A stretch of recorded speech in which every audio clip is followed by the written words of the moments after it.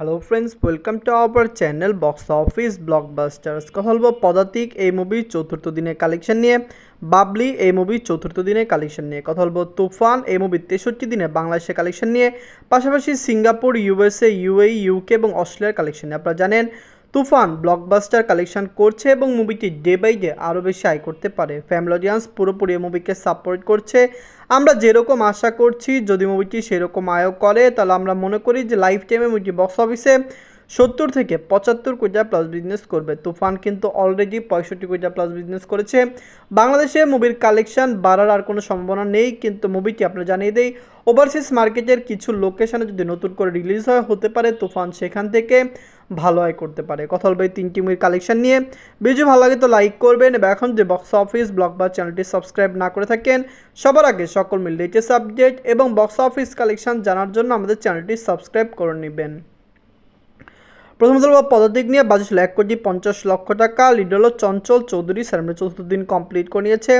Chanchal Chowdhury sir অভিনীত এই ফিল্মটি কিন্তু বক্স অফিসে পজিটিভ রিভিউর সাথে রিলিজ হয়েছে, কিন্তু ওয়েস্ট বেঙ্গল থেকে মুভিটি সেরকম আয় করেনি। পদাতিককে আপনি জানিয়ে দেয় 15 আগস্ট বাংলাদেশে রিলিজ করার কথা ছিল, কিন্তু এরপরে মুভিকে রিলিজ করা হয়নি। এটি একটি বায়োপিক ফিল্ম, যদি বাংলাদেশে রিলিজ করতো মুভিটি খুবই ভালো টাকা বাংলাদেশ থেকে আয় করতে পারতো, কিন্তু বাংলাদেশের বর্তমান পরিস্থিতি জেনে প্রোডাকশন হাউস মুভিটিকে রিলিজ করেনি, যার কারণে কিন্তু বাংলাদেশের কালেকশনটি মুভিটি পায়নি। নিজের চতুর্থ দিনে ওয়েস্ট বেঙ্গল থেকে আয় করেছে 6 লক্ষ রুপি। টোটাল এমএ কালেকশন হলো 28 লক্ষ রুপি। ওয়েস্ট বেঙ্গলে প্রতিদিন প্রায় 56 থেকে 60টি শো মুভিটি চলছে। আমরা আশা করেছিলাম মুভিটি আরও বেশি শো পাবে, কিন্তু পায়নি। এর চেয়ে বেশি শো বাবলি পেয়েছে। আপনারা জানিয়ে দেয় বাবলিও ওয়েস্ট বেঙ্গলের সরাসরি পদিকের সাথে আপনারা জানেন ক্ল্যাশ করেছে, কিন্তু সেখানে বাবলির কালেকশন ভালো এসেছে।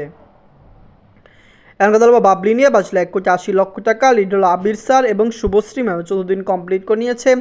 আবির স্যার রিসেন্ট টাইমে একটি ইন্টারভিউতে বলেছেন তিনি আশা করেছিলেন যে বাবলি হয়তো দর্শকরা সাপোর্ট করবে না, কিন্তু দর্শকরা এই মুভিকে সাপোর্ট করেছে এবং 4 দিনে এই মুভিটি বক্স অফিসে একটি ভালো কালেকশন করেছে। বাবলির প্রথম দিনে কালেকশনে কিন্তু ব্লকবাস্টার ছিল, দ্বিতীয় দিন তৃতীয় দিন মুভিটি একটু কম কালেকশন করেছে, কিন্তু চতুর্থ দিন এসে মুভিটি আবার গ্রোথ হাসিল করেছে এবং ভালো কালেকশন করছে। আমরা আশা করছি মুভিটি লং টাইম রান করবে এবং অবশ্যই মুভিটি বক্স অফিসে একটি ব্লকবাস্টার কালেকশন করতে সক্ষম হবে।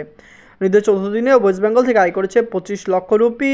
টোটাল এমএ কালেকশন হলো 84 লক্ষ রুপি। আপনারা যদি এখনও বাবলি না থাকেন দেখবেন আবির স্যার এবং শুভশ্রী ম্যাম অভিনীত বাবলি ফিল্মটি কেমন হয়েছে, মুভিটি লাইফ টাইমে কত টাকা আয় করতে পারে, কারণ আমরা এক্সপেক্ট করছি মুভিটি বক্স অফিসে কমপক্ষে 4 থেকে 5 কোটি রুপি প্লাস বিজনেস করবে। বিগ বাজেটের এই ফিল্মটি খুবই তাড়াতাড়ি 1 সপ্তাহের মধ্যে ক্লিন হিট হয়ে যাবে।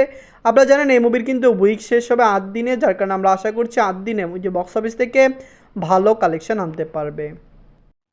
এখন কথা বলবো তুফান নিয়ে বাঁচলো 15 কোটি টাকা। লিড হলো global superstar Shakib Khan sir, 63 দিন কমপ্লিট করে নিয়েছে। Global superstar Shakib Khan sir অভিনীত তুফান ফিল্মটি বক্স অফিসে ডে বাই ডে ভালো কালেকশন করেছে। দর্শকদের ভালোবাসায় এই মুভিটি কিন্তু বক্স অফিসে ভালো কালেকশন করেছে।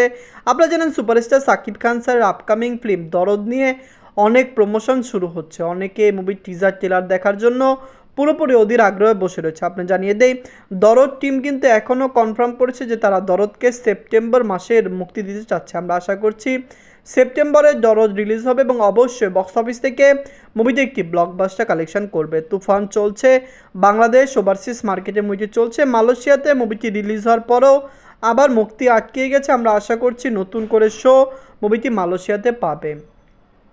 Global superstar Shakib Khan sir এই ফিল্মটি কমপক্ষে 75 কোটি টাকা প্লাস বিজনেস করতে পারে।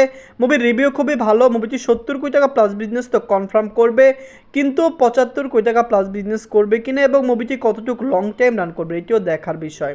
নিজের 63 দিনে বাংলাদেশ থেকে আয় করেছে 10 লক্ষ টাকা।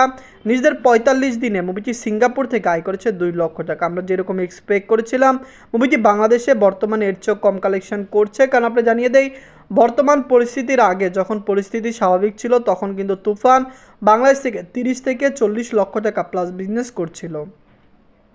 নিজের 52 দিনে মুভি ইউএসএ মার্কেট থেকে আয় করেছে 5 লক্ষ টাকা। ইউনাইটেড আরব থেকে আয় করেছে 4 লক্ষ টাকা। ইউকে থেকে আয় করেছে 3 লক্ষ টাকা। অস্ট্রেলিয়া মার্কেট থেকে মুভিটি আয় করেছে 2 লক্ষ টাকা। এই 4টি কান্ট্রি থেকে মুভিটি ডে বাই ডে ভালো কালেকশন করছে। ফ্যামিলি যদি সাপোর্ট করে অবশ্যই মুভিটি বক্স অফিসে একটি ভালো কালেকশন করবে। আমরা আশা করছি তুফান লং টাইম রান করবে এবং বক্স অফিসে আরও বেশি আয় করে নেবে। নীতি 63 দিনে মুভি ওয়ার্ল্ড মার্কেট থেকে আয় করেছে 26 লক্ষ টাকা। টোটাল এমএ কালেকশন হলো 65,50,00,000 টাকা। আপনারা যদি এখনও তুফান না থাকেন দেখবেন, তুফান ওয়ার্ল্ড মার্কেটে অলরেডি 65 কোটি টাকা প্লাস বিজনেস করেছে। লাইফ টাইমে মুভিটি 70 থেকে 75 কোটি টাকা প্লাস বিজনেস করতে পারে। তুফান এখনও আপনারা জানেন ইতালিতে রিলিজ হওয়া বাকি রয়েছে, মুভিটি আয়ারল্যান্ড অস্ট্রিয়াতে রিলিজ হওয়া বাকি রয়েছে। এই সকল কান্ট্রিতে রিলিজ হলে মুভির কালেকশন আরও বেশি আসতে পারে। Global superstar Shakib Khan sir তার ক্যারিয়ারের one of the biggest blockbuster film Toofan করলেন।